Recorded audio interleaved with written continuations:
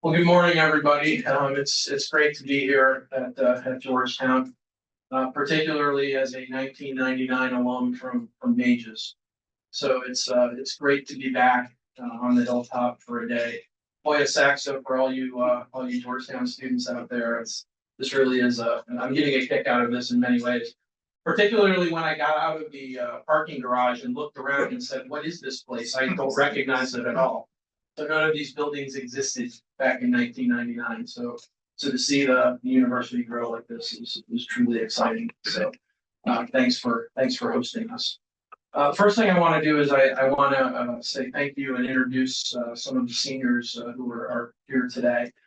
She's not here yet, but she'll be here soon. Miss Diane Randon from the DA G-2. She's the Deputy Department of the Army G-2, so Deputy Chief of Intelligence for the whole Army.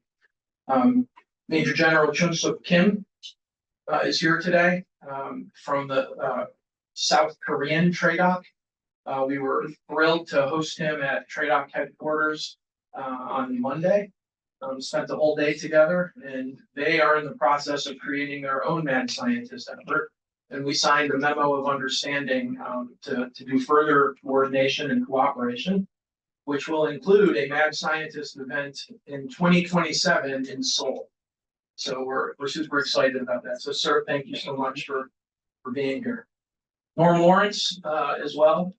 Great to have Norm here. Norm is the Deputy to the Commanding General to the U.S. Army Intelligence Center of Excellence in Fort Huachuca, Arizona. So fortuitous that Norm, who is another great career intel guy, is here with us today. So Norm, happy to have you. And Steve Duncan, who is sitting next to Dr. Patterson, who is my senior advisor for analysis in the OE. So thank you. Again, thank you to Dr. Patterson. Thank you to Georgetown Sebastian. Great to finally meet you in person. He's a legend in the wargaming community, so we're thrilled to be here. So game on, and I'll talk a little bit. I'm going to talk a little bit about wargaming and a little bit about what Lee said, and I'll throw some other stuff in there as well. But this is really exciting for me because I have been playing war games since the fourth grade. Christmas, my fourth grade year, my aunt got me Avalon Hill's War at Sea. So I see a number of nods there, right? It was a simple game, but wow, it was really cool. And I was hooked ever since. And you know, over the years, I've played them all, right?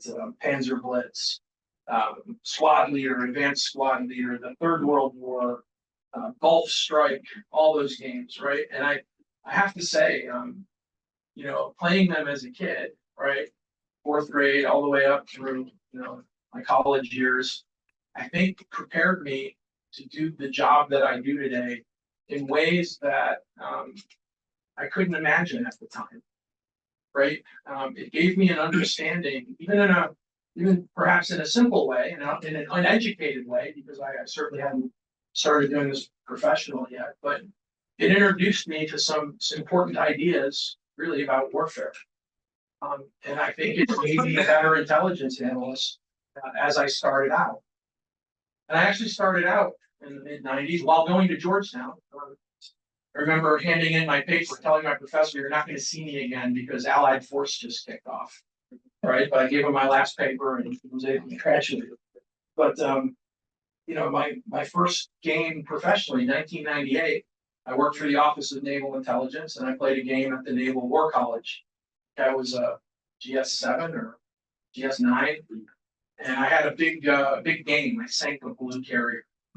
Right, so I see a Navy guy there who looks incredulous, but I did. I sank a blue carrier. I lost the entire Chinese Navy in the process. It was awesome. So I walked around as a GS7 looking at those admirals going, "Yeah, that's right. I was right, baby." So that was fun, right? But again, you know, playing war games has been a part of what I've done for years. So Lee talked a little bit about the why. And you know, there's another piece of this today that I'm super excited about, and that is that we're bringing together folks who do this for DoD with hobby war gamers and with folks who design war games, both for DoD and hobby war gamers.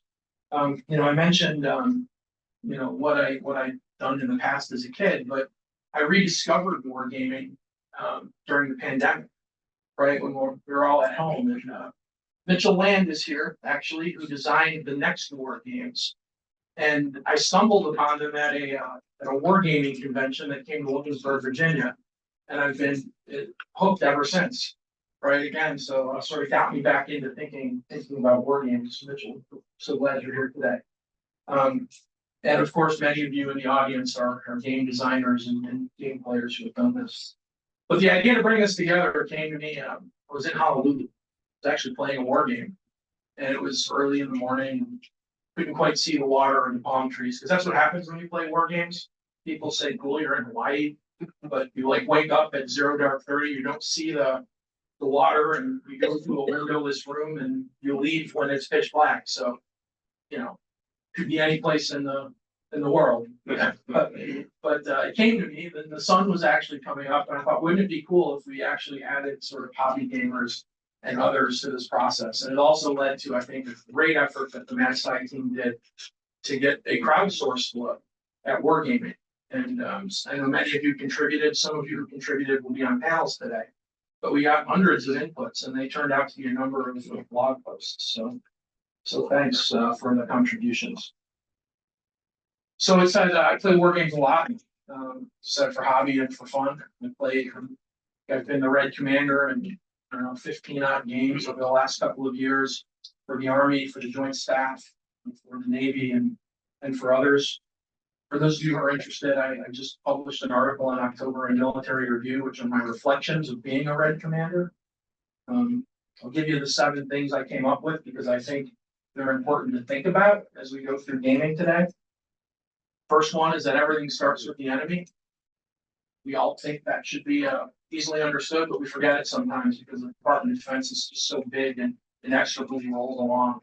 Remember, the enemy gets a vote, and the enemy gets a big vote in war game when red is played well. Second, warfare is a human endeavor. Lots of technology out there, artificial intelligence, crazy new technologies coming to transform the battle space. But at the end of the day, it's a human endeavor. And the human is still the center point of warfare. And I think we need to remember that. And I think wargaming sort of reintroduces that to us in many ways as we think about it.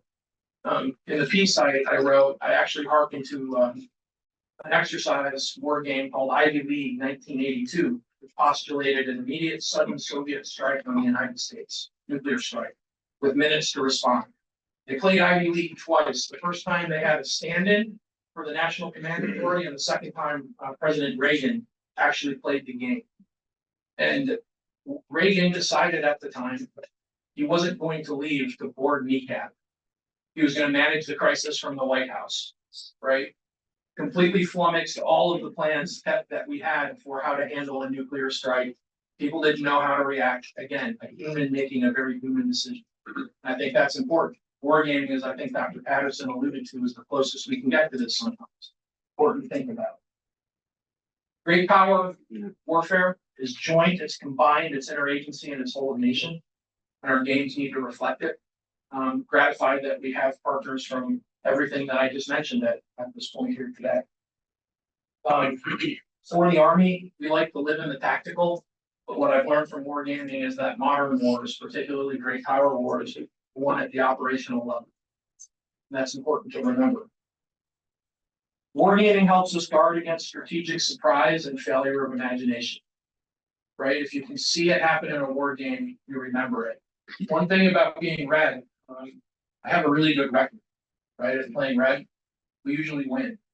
And that's a important lesson for blue to think about. It helps them encounter this, and it gives them a thought of what it could be, and it guards against that failure of imagination.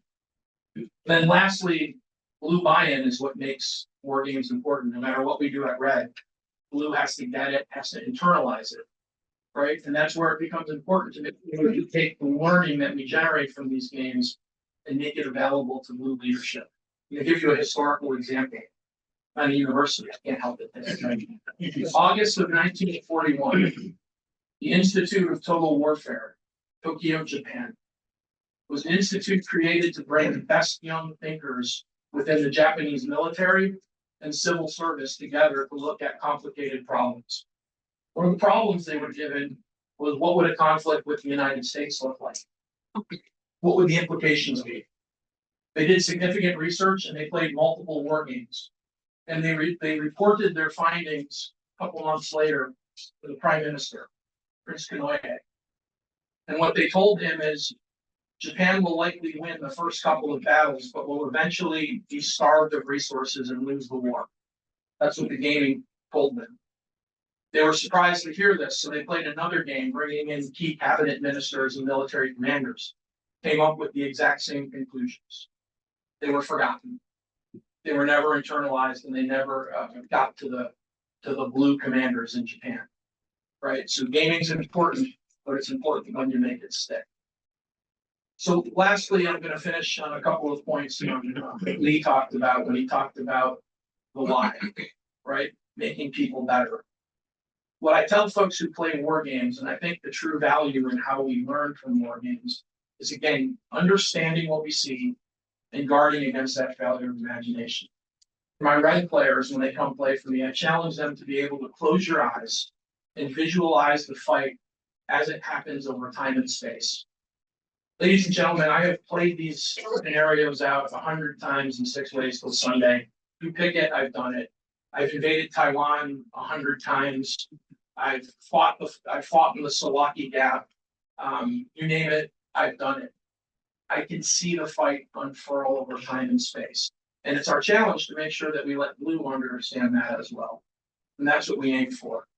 So to conclude, I'll reference a game that I played a couple of years ago. It was a game out in the Pacific, and I was again playing the Red Commander. The Office of the Secretary of Defense sent a team out to check how Red was doing. Right, they want to make sure Red is actually played up to snuff so that the game has value. So they will periodically send a team out to evaluate Red. And so they interviewed me, about a 2-hour interview, right? And it was a very hard interview. But the first question they asked me was tough to answer. They said, "So how good is Blue?" Right? So I tap danced a bit, and I said, "Okay, yeah, got it. You tap danced. Now tell me how good is Blue." So I so I had to be honest there, and I told them. The interview went on for about an hour, a little over an hour. The last question they asked me might be the best question that I've really ever been asked in my capacity as an intelligence professional. And they looked at me and they said, "How much better are you than Red would be in real life?" I thought that was a brilliant question, and I had to think about how to answer it for a minute. And I finally said, I think we're a lot better because we understand Blue as well as Blue understands itself, right? Because of all of this work, all of the reps and sets that we put into this to understand it. If they asked me to on a dime, I could switch over and fight the Blue fight. I see it, I know it, I understand it as well as Blue does. That's what we need to get to. When we think of all of the work that went on over the years developing war plans, again, World War II is such a rich area to look at. I think in terms of the work done for, say, War Plan Orange, there's an author named Blaine Pardo who talks all about the work done in the darkness. If we do wargaming right, if we learn from it properly, we get to see through that darkness and hopefully get to the light of victory. So thank you all for being here today. Thank you all for participating in this Mad Scientist event. I'm so excited as a war gamer of many years to see so many of you here. So excited to hear your contributions. And let's all have a great conference. Thank you very much.